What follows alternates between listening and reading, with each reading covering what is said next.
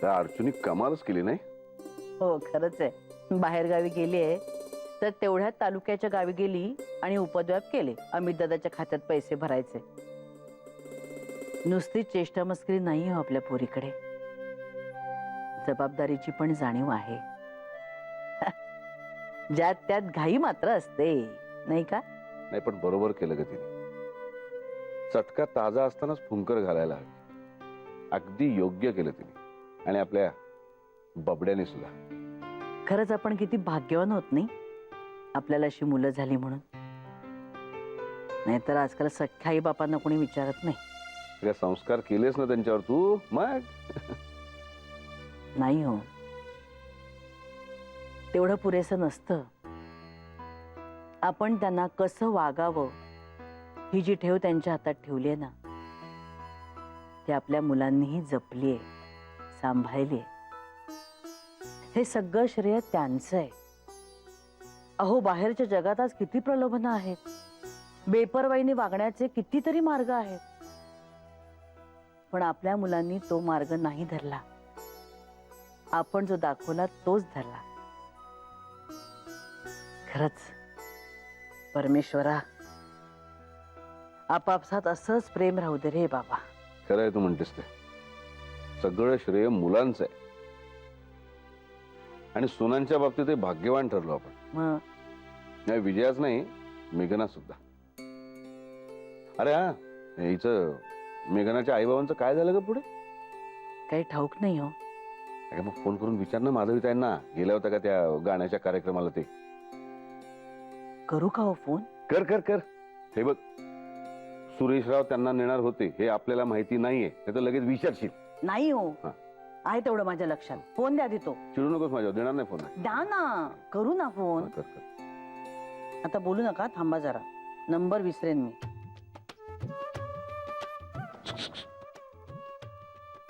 बोलू नका, लागलाय फोन. हॅलो. हॅलो माधवीताई, कशा आहात? हो नाही नाही, कशा आहात तुम्ही? बरी आहे. बरं, गेला होतात का मग गाण्याच्या कार्यक्रमाला? गेलो होतो आम्ही. खूप खुशही होतो. वाटलं हे बदलले. माझी गाण्याची आवड लक्षात येऊन मला गाण्याच्या कार्यक्रमाला नेण्याची कल्पना यांना सुचली. पण नाही हो माई, हे सगळं त्यांनी नानासाहेबांच्या सांगण्यावरून केलं, स्वतःहून नाही.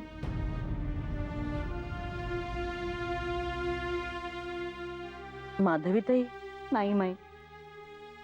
अहो तुम्ही सगळी माणसं खरेपणाचा आग्रह धरणारी आहात. मग तुम्ही असं कसं केलं हो? हे जे काही वागत होते ना, ते आपणहून नाही, ह्याच जास्त दुःख होतंय मला.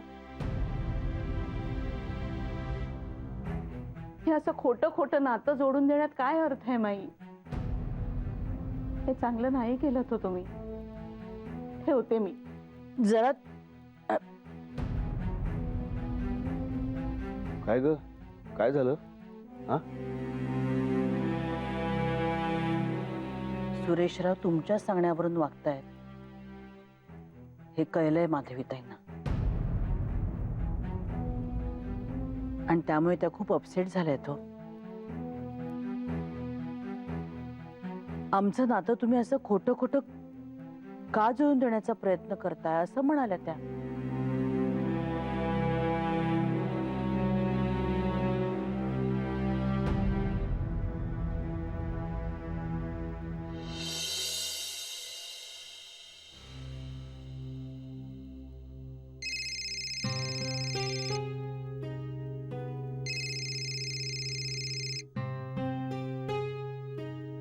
हाँ बोल आदित्य.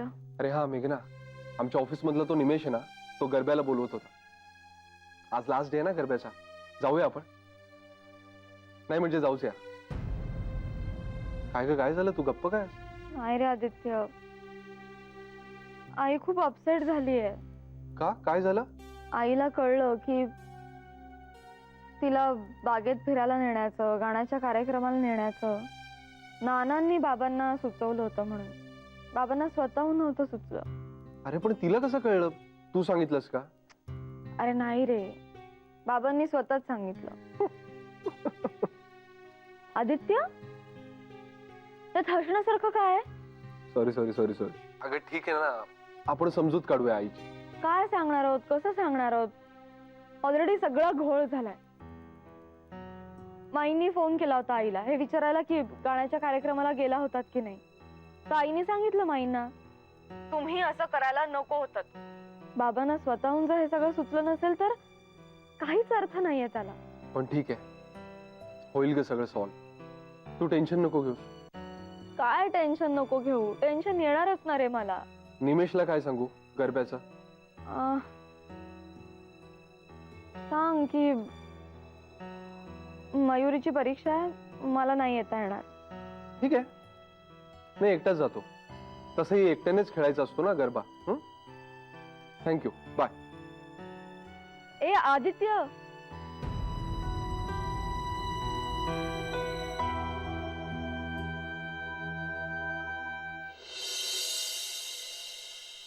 दमलो बाबाजी. 4 बादल्या भरून कपडे धुतले बाबाजी. त्यातले 3 बादले तर बाहेर बाल्कनीत वाळत घातले कपडे मी. आता हे कुठे घालू? इथे तर काय तारा मारता येणार नाहीये. तरी महादेवी नेहमी म्हणायच्या, अहो जरा जास्तीच्या तारा मारून घ्या, कपडे आपले जास्ती असतात. मी कधी ऐकलं नाही हो त्यांचं. कसं त्या मॅनेज करत असतील त्यांचं त्यांना माहित हो. जय हो बाबाजी, बाबाजी त्यांचा जय हो. तर काय करू आणि कसे वाळत घालू, हे कुठे घालू?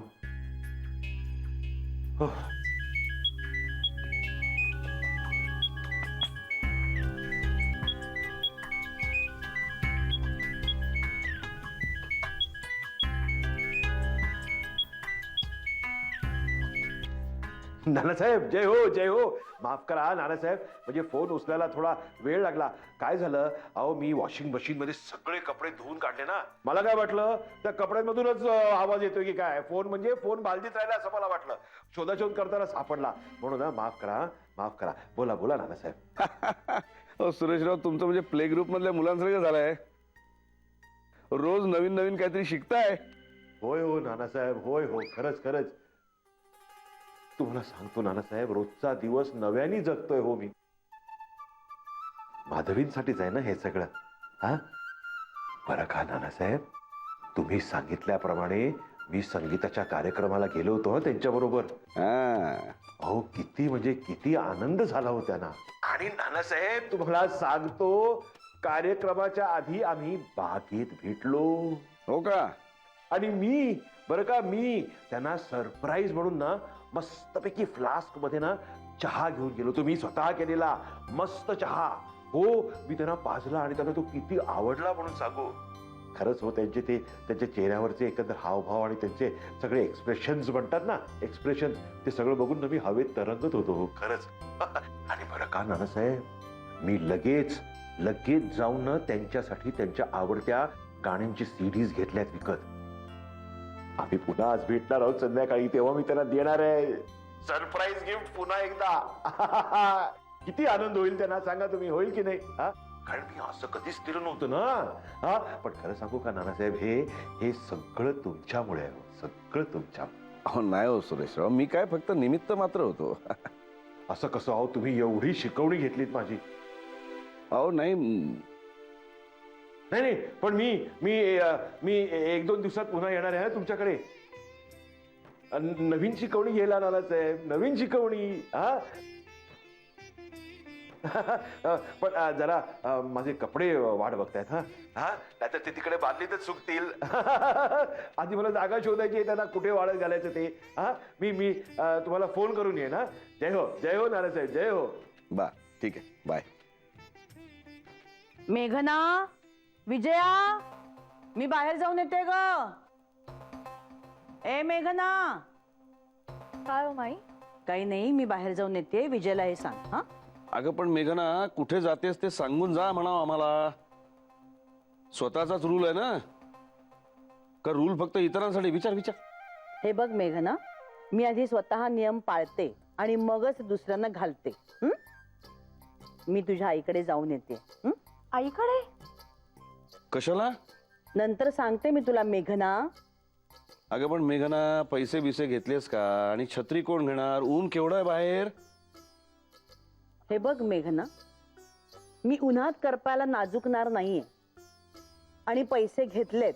रिक्षाने जाणार, रिक्षाने येणार. हवे कशाला ती छत्री?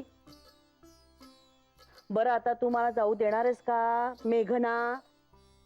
का इथेच अडकवून ठेवणार आहेस तू मेघना? छे छे मेघना, तू अगदी मुक्त आहेस बरं. हं. कोणी अडकवत नाही तुला.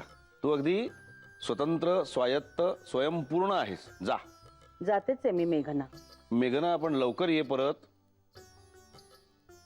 बघूया.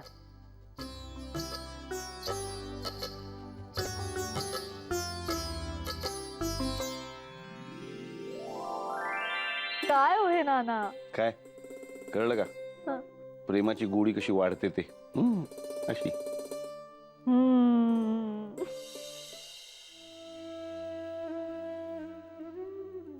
माधवीताई, अशा का तुम्ही बसल्यात एकट्याच? आणि हे काय, दरवाजा उघडा आहे? मीनाताई पण नाहीयेत का घरात? माई, तुम्ही? सॉरी हा, तुम्हाला अचानक बघून धक्काच बसला हो मला. राहावे ना म्हणून आले हो. नाही म्हणजे मला असं वाटलं की तुमच्या मनात आमच्याबद्दल कुठेतरी राग आहे. नाही हो माई, कसं शक्य आहे? तुम्ही बसा ना. मी बसा, घेते, बसा. मी घेते. मी पाणी घेऊन येते. बसा. आले बाई.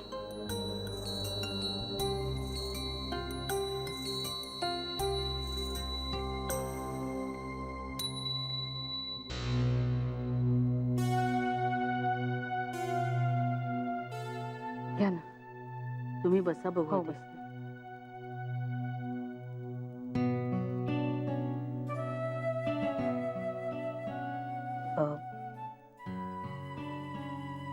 माधवीताई, फोनवर आपलं बोलणं झालं त्यावरून मला असं वाटलं की तुम्ही आणि सुरेश रावांनी एकत्र यावं. यासाठी आम्ही दोघं प्रयत्न करतोय. म्हणजे मुद्दाम काहीतरी प्लॅनिंग करतोय अशी तुमची समजूत झाली आणि ते तुम्हाला अजिबात आवडत नाहीये. माई प्लीज, माझ्या तोंडून काही जर कमी जास्त गेलं असेल तर राग मानू नका हो. मला तुम्ही खूप जवळचे आहात आणि नुसत्या जवळच्याच नाही तर तुम्ही मला आदर्श वाटता. म्हणूनच माझ्या मनातली प्रत्येक गोष्ट मी तुमच्याशी बोलते. विशेषतः आत्ता माझ्या आयुष्यात जे काही चाललंय ना, त्याची सुरुवात तुमच्याच घरामधून झाली. अनेक वर्ष माझ्या मनावर जे दडपण होतं ना, ते झुगारून मी मोकळा श्वास घेते माई, तो फक्त तुमच्या सपोर्टमुळेच. पण त्यामुळेच मेघना मला म्हणाली बाबा बदललेत आणि स्वतःही हे माझ्याशी बोलले मी बदललोय. म्हणून मी 2 वेळा त्यांना भेटले. पण त्या भेटी त्यांच्या मनाने स्वतःहून उत्स्फूर्तपणे नव्हत्या घेतल्या. नानासाहेबांच्या सांगण्यामुळेच या भेटी झाल्या होत्या हे ऐकून खचले हो मी. हे असं जबरदस्तीने जुळवलेलं नातं किती काळ टिकणार? हा तर जुलमाचा रामराम झाला ना माई. माधवीताई, तुम्हाला सुरेश रावांना भेटल्यावर खरंच असं वाटलं की हा जुलमाचा रामराम आहे म्हणून? नाही माधवीताई, तसं अजिबात नाहीये. तुमच्या बरोबरचं नातं नव्याने जुळावं आणि तेही तुम्हाला हवं तसं. असं जर सुरेश रावांना मनापासून वाटत नसतं ना, तर मी तुमचं म्हणणं मान्य केलं असतं. पण माधवीताई, तसं नाहीये. मग तेव्हा आपण म्हटलं असतं की ह्या तुमच्या भेटी जुलमाच्या रामराम आहेत म्हणून. पण देवा शपथ सांगते माधवीताई, तुम्ही घरी परत यावं. त्यांच्या हातून ज्या काही चुका घडल्यात त्या सुधाराव्यात. असं त्यांना मनापासून वाटतंय, पण ते घडवून कसं आणायचं हे मात्र त्यांना उमजत नव्हतं. माधवीताई, मी माधवींसाठी काय करू, त्यांची माफी कशी मागू, त्यांना आनंदी कसं ठेवू, हे ते वारंवार विचारत होते हो आम्हाला. आणि त्यांना फक्त मार्ग सुचवण्याचं काम नानांनी केलं एवढंच.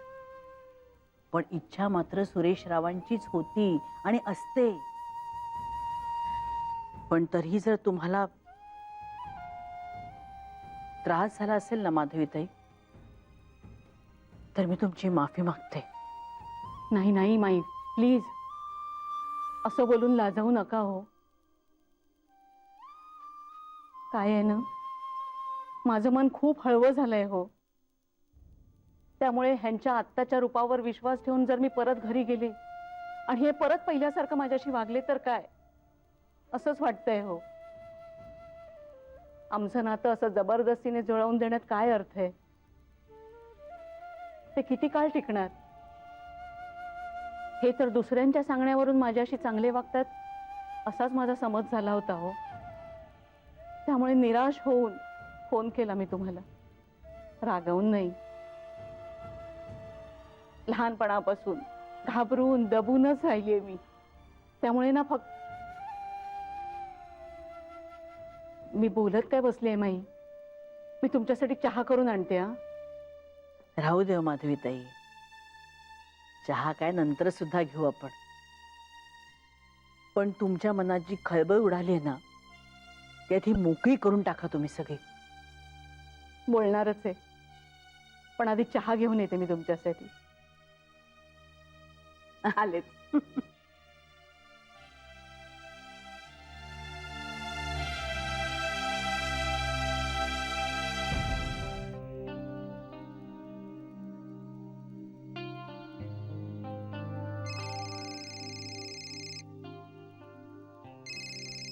गरबा?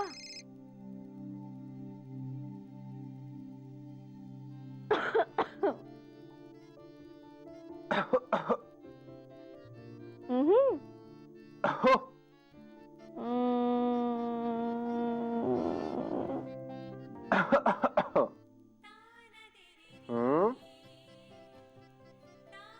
आओ जो. हम्म.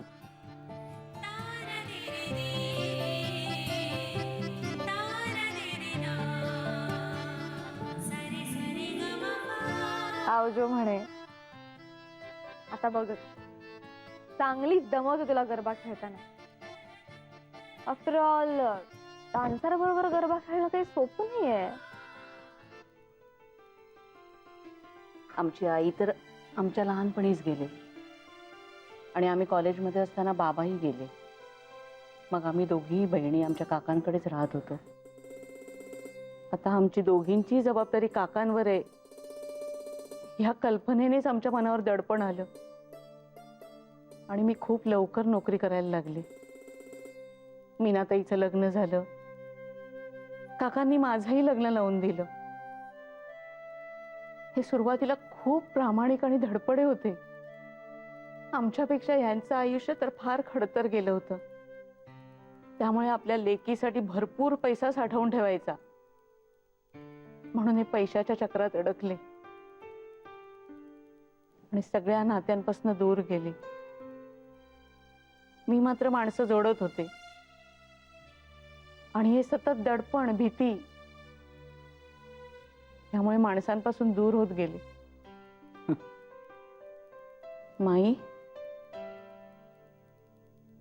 नाही, मनात आलं की एकाच परिस्थितीमधून आलेल्या दोन व्यक्ती किती भिन्न विचार करतात नाही जीवनाबद्दल. तुम्हाला कोणाचंच प्रेम मिळालं नाही, ना आईचं आणि वडिलांचं, म्हणून तुम्ही माणसं जोडायचा प्रयत्न करताय. आणि सुरेशरावांनाही कोणाचं प्रेम मिळालं नाही, पण ते मात्र सगळ्यांशी फटकून वागतायत, माणसं तोडायला बघतायत. पण सुरेशराव आता बदललेत. आणि अहो, बदल म्हणजे नक्की काय हो? शेवटी दृष्टिकोन बदलणं, आणि दृष्टिकोन बदलला ना की कृतीही बदलतेच. तुम्हाला खरं नाही वाटणार, पण सुरेशराव स्वयंपाक शिकतायत शेजाऱ्या पाजाऱ्यांची मैत्री करू बघतायत, बागकाम करतायत, नवीन नवीन मित्र जोडू पाहतायत. आणि हे सगळं कशामुळे? तर त्यांनी दृष्टिकोन बदलला म्हणूनच ना. आणि अहो, या अशा गोष्टींना जबरदस्ती करून कोणीच बदलू शकत नाही. सुरेशरावांची जर इच्छा नसती तर ते बदललेच नसते. आणि आम्ही कितीही सुरेशरावांना सांगितलं असतं ना, तरी त्यांच्या इच्छेविरुद्ध हे घडलंच नसतं.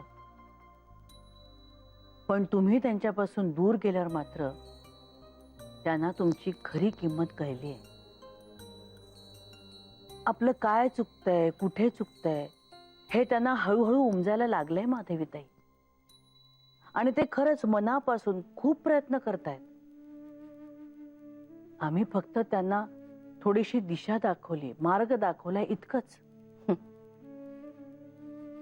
कदाचित अंगावर पडलंय म्हणून जेवणखाण शिकत असतील, गरज पडेल म्हणून शेजाऱ्यांची मैत्री करत असतील, आणि एकटेपणा सहन होत नाही म्हणून माझी माफी मागत असतील. असं वाटणारच ना हो मला. साहजिकच आहे आणि योग्यही आहे. पण जोपर्यंत तुमच्या मनाची तयारी होत नाही तोपर्यंत तुमच्यावर कोणीही सक्ती करणार नाही. पण मी एक सांगेन माधवीताई, ते खरंच बदलण्याचा प्रयत्न करतायत. आणि म्हणून तुम्ही सुद्धा तुमचा दृष्टिकोन थोडा बदला. तुम्ही तुमच्या डोळ्यांवर जो पूर्वग्रहांचा, पूर्व अनुभवांचा चष्मा लावलात ना, तो थोडासा दूर करा.